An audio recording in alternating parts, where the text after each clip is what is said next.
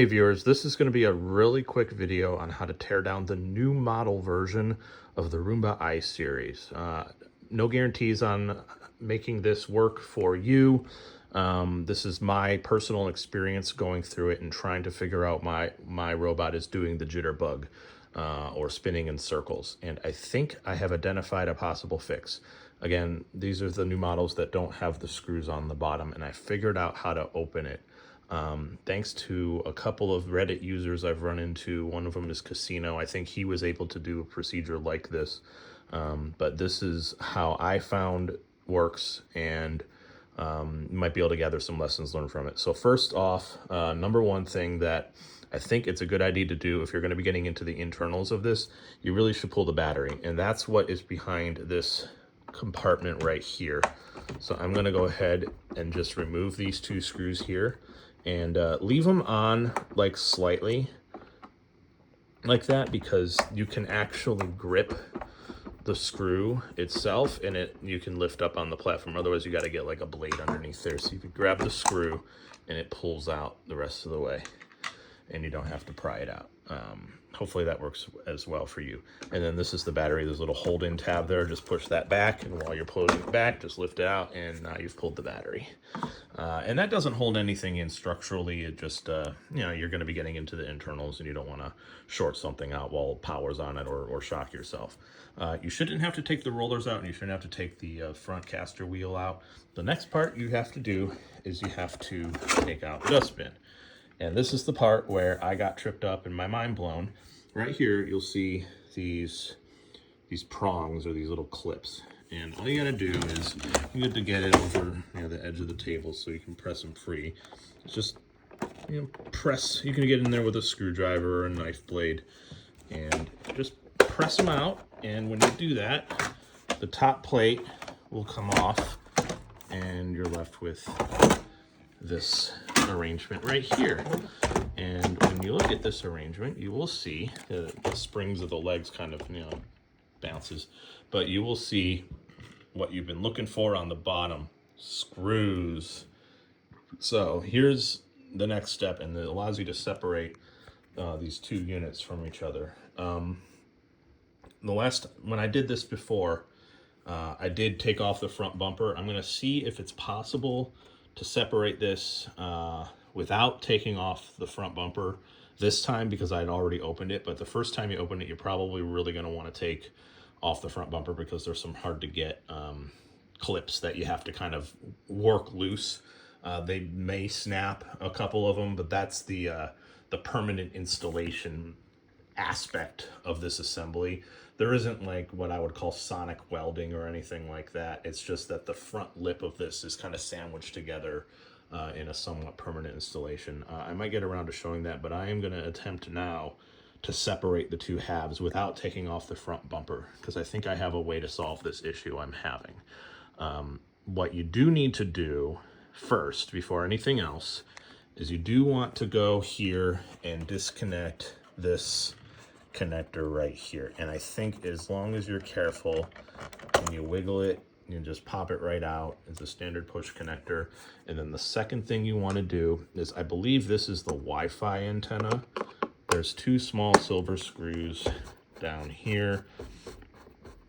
It mates to the motherboard right there, or it mates to, you know, the rest of the circuitry just through that multi-pin linear connector there. And when you do the rest of these screws,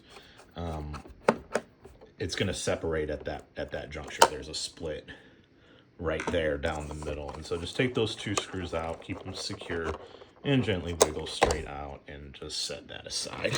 And you'll see that right there, you know, there's the split seam. So now I'm going to go ahead and remove all of the screws. You shouldn't have to take this little dust pin switch. It just makes sure the dust pin's installed, sends a signal. That shouldn't have to come out either. I'm going to take the screws out, and then I'll be right back to lift it away and see how it goes. Okay, so I got those screws out. There's 10 total, and you do have to take the bumper off.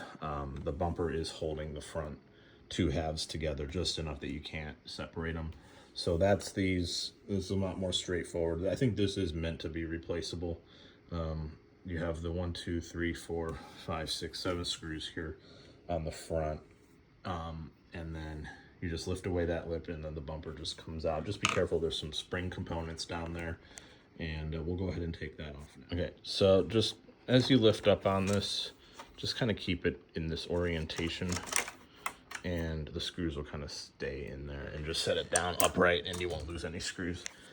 This part, you just lift up on the body, slide it away, and then optionally but recommended, disconnect these 2 screws here so that you can separate the bumper entirely from the rest of the body. So I just made a boo-boo. I inadvertently sheared off one of these screws. There's the shaft of it stuck in there. So that's fun, but now we can pull the bumper away. Just set that over there. Now, if you look here along the front edge, you can kind of see some signs of where I did some separating, but this is the seam that is more or less press fit together, wrapping all the way around the front here.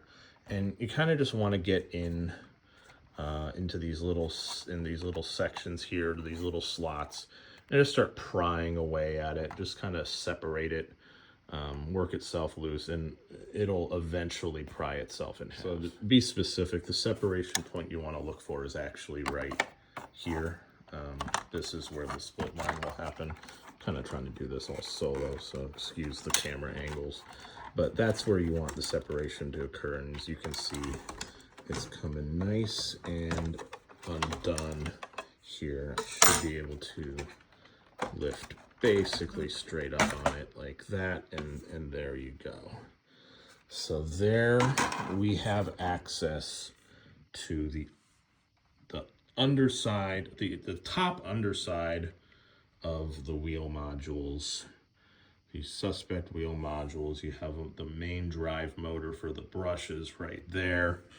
I believe there's some other componentry in here that is of interest. This is the motor that drives the side brush. Of course, this is the light. This is the spot clean button and the home button in whatever order is correct there. And then you have the wheel motors and their electrical harnessing situation onto some circuitry on the side there. Sorry for the zoom or for the focus. So the other thing that you have on this top half here, for those of you that do 3D printing, you might recognize this device. This is a cutoff switch, or it's a status indicator essentially that says that something is in a certain position. And the way these work is when you have the robot assembled and you press down on the wheels, the suspension, you'll hear a click like right away. And that is essentially the wheel going to retracted. And so these are, what they're doing is they're pressed in when the wheel is, see there's the click. They're pressed in when the wheel is fully extended, and so it's giving a positive indication that the robot's off the ground. And that's basically how it knows to either set an error or say that it's picked up off the ground and shouldn't send power to the wheels. I'm an engineer, so I like this, like logicals. So I thought this was where the issue was happening. There was a ton of dust. You can still, I cleaned this up pretty well. There was a ton of dust up here, and my theory was that the there was dust or some other thing getting into the contact here and causing an intermittent indication that this was being pressed even though it wasn't, and that's what was causing the cutoffs. It ended up not being the case. What seems to be the issue, what seems to be the problem, is that there is something in